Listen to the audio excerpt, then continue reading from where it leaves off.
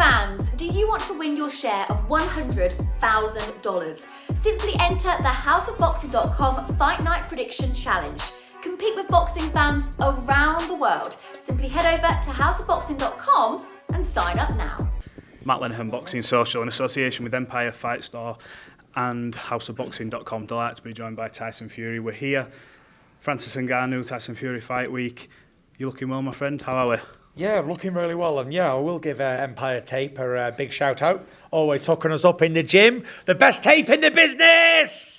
That's one hell of a plug, Tyson. Yeah, there Look, you go then. Can't say fair enough, can I, Jamie, son?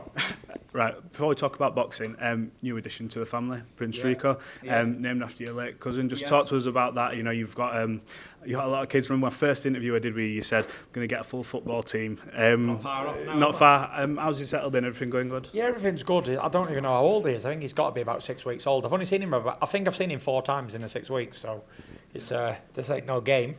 And it's not a time to be all lubby-dubby with a new member of the family. So that's why I moved out, and now we're over here alone. Look, you're no stranger to being out here. You've done a big shot here before with the WWE. How excited are you to be back in the Middle East, to put on a show for these people? Because it's a new thing now, Middle East, big shows, big business, Tyson Fury Roadshow. Yeah, it's my first boxing fight over here, and I'm really excited to be here right in I'm going to call it the new Mecca of boxing. I think we're going to take over out here. The Saudi boxing is going to take right off. The plans that I've seen of lately, they're going to really adjust boxing. Power moves being made. And yeah, what a place. What people, nice people, good place for training. And we're going to see a lot of massive events coming here very shortly. Well, look, Francis Ngannou, let's come to him. I saw an interview you did and you said, look, for a normal fight week, 6 weeks. For him, I've given him 12. Why for Francis 12 weeks? Mainly the fact that I've had 11 months out the ring inactive again, for no fault of my own. I fought Chisora of early December 3rd or something, I think it was, 2022, and now we're in the end of October. So yeah, it's been a long time. So I needed a good long camp. I was weighing about 350 pounds to start, and I needed time to get it off and time to get back sharp again and get my timing back, which is not easy after a year out the ring, as we all know. Especially not 35 years old. So I give it a good training camp, and I've dedicated my life to it for the past 12 weeks. I've been living out at my other place. So I've not been around the kids and wife and all that. I've given myself a tough preparation. Sugar's been over now. It'll be 8 weeks by the time the fight comes round. Been in camp with George 12 weeks. Been sparring Joseph Parker, Martin Bacoli, Solomon Dakers, and Nick Campbell. I forgot his second name then. And Nick Campbell. I've had some excellent sparring with all the boys. Big shout out everybody, every single one of you. You made this happen. So I'm feeling sharp. I did my final 8 rounds the other day with Joe and Solomon on Saturday. Yeah, can't say any better than that, really. You mentioned there you did your final 8 rounds. How long do you expect this one to go with Francis Ngannou? I don't know, I'm going to soften him up with a jab and then try and knock him spark out with the right hand, as I always try and do. We'll see. It might go early, it might go late. Who knows? It all depends on how he brings the fight. If he comes at me like a raving lunatic, then I'll knock him out quite nice and quick. But if he's all on the defensive, it might take a bit longer. I remember speaking to you at the press conference, the opener for this in London, huge event. Things have changed since then. Now there's that thing of we've got the Usyk fight signed. I know you won't be taking your eye off Francis because does that add a bit more extra pressure to you on this event? No, not at all. I'm just going to enjoy the event, enjoy the fight, and then we'll deal with whatever comes after that. People say, are you a bit nervous about getting injured or cut or whatever? I couldn't give a fuck.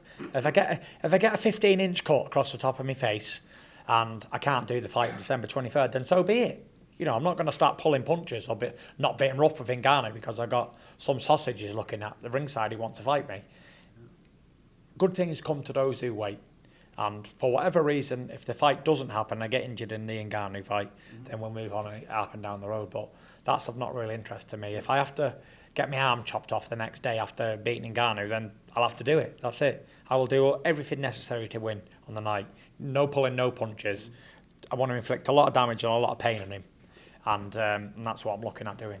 Well, look, that fight's done regardless whether it happens December 23rd or on next year anyway.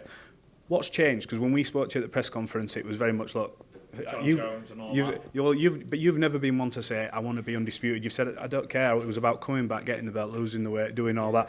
So you were very dismissive of Usyk then, but what's changed? Is it the money? Is it undisputed? What is it? Nothing's changed. I still don't care about being undisputed. Don't mean shit to me. As I always said, the belt don't mean nothing to me. What means something to me is winning on the night. If they said to me, right, you can be undisputed, win all the belts, and not get a victory, or not be undisputed and get a win over Usyk just for half a belt, I'd rather do that. Do you know what I mean? For me, it's just about winning, beating people up on the night. That's it. I never have been. Go back to the Klitschko days. Go back to before that. It's never been my dream. Undisputed doesn't mean naff all to me. It might have meant something to Lennox Lewis or Joshua or whoever, but it has never meant shit to me. The only belt I haven't won in boxing is the Central Area, and I'm looking at winning that once upon a time. Hopefully I'll get my chance. Whoever that is, I'm coming for you. But as for all this talk of undisputed, right, it's fantastic for a promotion.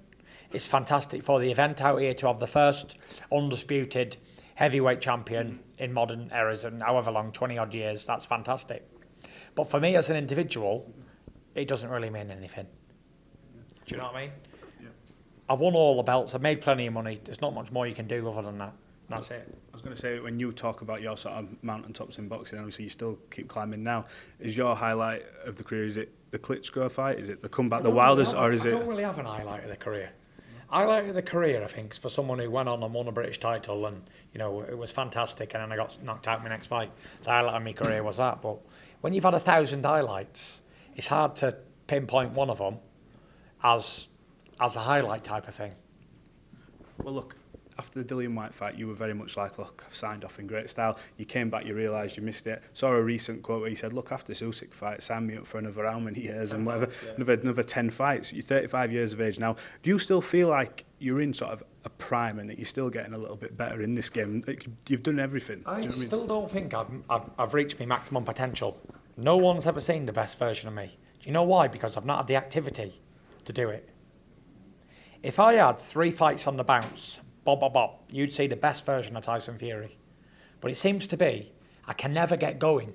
I have 2 or 3 fights on the spin, and then there's a massive layoff. COVID fucked me last time. I was on a really good run of form, Wilder 2. I had Wallin, Schwartz, wrestling. Then I had Wilder 2. I absolutely blitzed him. It wasn't even a contest. Then I had 22 months out of the ring, and look what happened in the 3rd fight. It just keeps getting from active to nothing. A few fights, nothing. And here we are again. I've just had 11 months out of the ring, back to square one again. Mm-hmm. So I need a run of form. I need a good run of form. I need 3 fights on the spin, and then you'll see the best. 3, 4 fights in a row, and then you'll see the best Tyson Fury. 100%. When we're looking at 3 or 4 fights down the line, which I know you won't do, you won't look past Saturday. No. Ngannou, Usyk, obviously touch wood on your side, you'll come away with victory.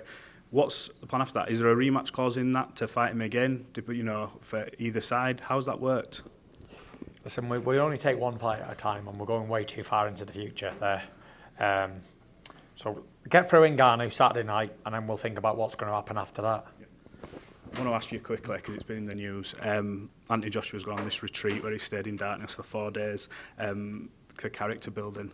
So I want to get your opinion on what he's doing and why he's doing it for, and what's your thoughts on it? Yeah, unbelievable. One thing to say, out in the cold! Frozen! Well, look, let's sign this off. You've got a message for all the fans who are tuning in live on ESPN, TNT Box Office. I have. Big shout out to all you guys who's going to either be there or buy it on TV. Putting on the show as always. See you Saturday night, guys. Good luck. All the best.